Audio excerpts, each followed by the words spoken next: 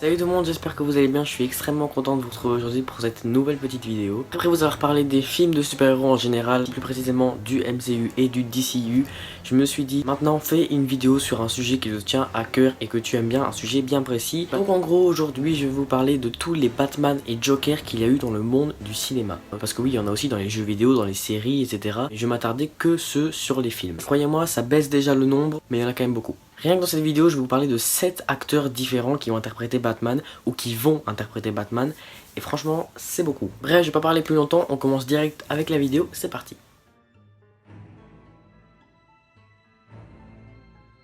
Pour commencer, on va faire un grand saut dans le temps et on va se retrouver en 1966. Je pense que vous n'étiez pas né. Dans le film Batman de 1966 qui a été réalisé par Leslie H. Martinson, je sais pas si je prononce bien et je sais pas du tout c'est qui, dans lequel Batman et son assistant Robin combattent plusieurs vilains comme le Pingouin, l'Homme Mystère, etc. Mais surtout le Joker qui lui est interprété par César Romero et dans lequel Batman est interprété par Adam West qui est un acteur qui était assez connu à l'époque et qui est décédé il y a seulement 2 ans en 2017. Alors certes les costumes et les effets spéciaux de ce film sont bien moins évolués que maintenant, mais si vous voulez le regarder, je suppose qu'il est toujours disponible. Personnellement je l'ai jamais vu, je ne sais pas s'il est encore disponible, je ne sais pas si on peut encore l'acheter, mais je suppose que oui. Après on va avancer de 13 ans dans le temps pour se retrouver en 1989, Batman, toujours le même nom, de 1989 réalisé par Tim Burton, dans lequel Michael Keaton, qui a également joué le vautour dans Spider-Man Homecoming, incarne Bruce Wayne, donc Batman. Et cette fois Batman n'est plus avec Robin et est donc seul, tout comme le Joker qui lui est à nouveau seul et qui lui est interprété par l'excellent Jack Nicholson. Je pense que lui par contre vous devez le connaître absolument. 3 ans plus tard, en 1992, il y a une suite à ce film qui s'appelle Batman le défi, dans lequel il n'y a pas le Joker mais où Michael Keaton reprend son rôle de Batman.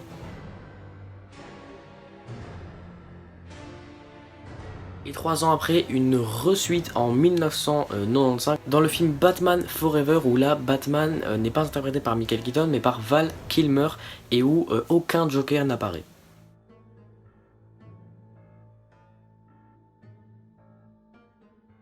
Seulement 2 ans plus tard, un nouveau film qui s'appelle Batman et Robin sort en salle. Batman est interprété par George Clooney, lui aussi je pense que vous devez le connaître.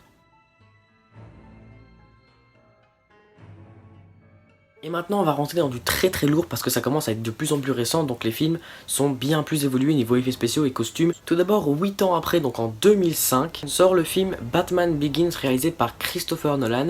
Et là c'est Christian Bale qui interprétera le rôle de Bruce Wayne. Et pour l'instant aucun Joker n'apparaît jusqu'à la dernière scène où Jim Gordon apporte à Bruce Wayne une carte à jouer qui en fait s'avère être une carte de Joker.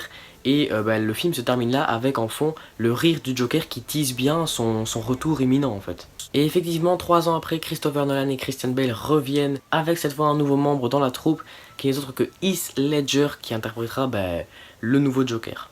4 ans plus tard, une suite sortira qui s'appelle Batman The Dark Knight Rise. Cette fois pas de Joker, je vais pas dire pourquoi parce que je vais pas vous spoiler, vous n'avez qu'à voir The Dark Knight.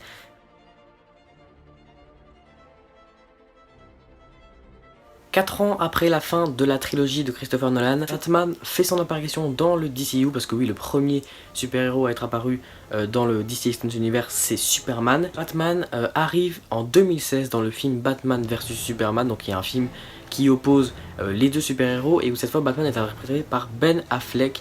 Et Ben Affleck, franchement, je pense que vous devez le connaître aussi, c'est un acteur incroyable également. Aucun Joker en vue, là c'est toute une histoire différente avec Superman, donc voilà, c'est pas du tout les mêmes méchants. Et la même année, dans le film Suicide Squad, qui est un film de méchant Batman, on retrouve à la tête de la Suicide Squad Jared Leto, donc le Joker, qui est un Joker assez critiqué. Parce que oui, dans le film Suicide Squad, ils nous ont donné un Joker assez rajeuni, et malheureusement le pauvre Jared Leto a été vachement critiqué parce que comparé à Heath Ledger ou Jack Nicholson, etc., c'était un Joker bien plus différent. Personnellement je suis pas d'accord avec les critiques parce que je trouve qu'il faut arrêter de comparer les Jokers et plutôt les évaluer individuellement. Personnellement Jared Leto, j'ai bien aimé son interprétation du Joker, et puis on va pas se mentir, ils allaient pas donner à Margot Robbie un vieux crouton de 55 ans, enfin bon après c'est mon avis. Et évidemment dans Suicide Squad, qui dit Joker dit Batman, forcément Batman fait 2-3 3 apparitions au début du film. Un an plus tard dans le film Justice League, on retrouve Bruce Wayne en compagnie de Wonder Woman, Cyborg, Flash, etc.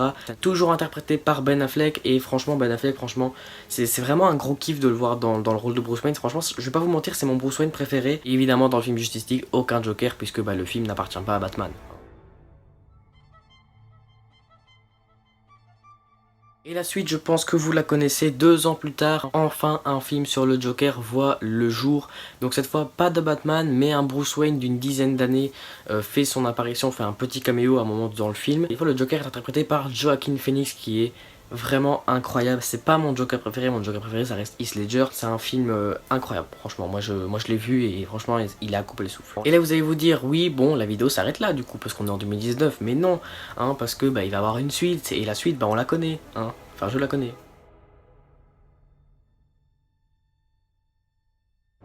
Effectivement, dans 2 ans, un film sur Batman, un nouveau film sur Batman verra le jour dans le DCU. Et cette fois-ci, Bruce Wayne sera interprété par le seul, l'unique Robert Pattinson, qu'on a déjà vu dans Harry Potter 4 ou dans Twilight, etc. Enfin, c'est un acteur super connu. Je pense même que c'est le plus connu des 7 acteurs, je pense. On a eu également des rumeurs sur le reste du casting.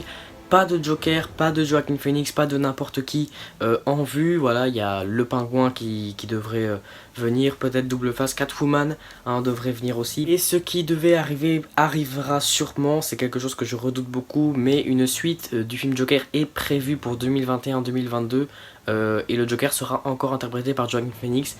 Ça c'est une très mauvaise idée vu le succès du film quoi. Donc voilà les gars, je pense que j'ai tout dit. Si vous trouvez que j'ai oublié un gros truc, n'hésitez pas surtout à le dire dans les commentaires, ça me ferait vraiment super plaisir. Voilà, j'espère que cette vidéo vous aura plu, n'hésitez pas à mettre un pouce bleu, à vous abonner à la chaîne YouTube, je vous dis à très bientôt, salut.